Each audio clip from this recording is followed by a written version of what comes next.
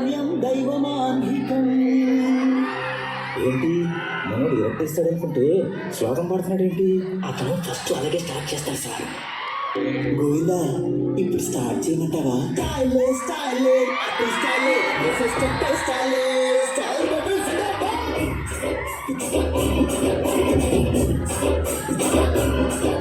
స్టైలే స్టైలే అతని స్టైలే ఇది అందరి స్టైలే.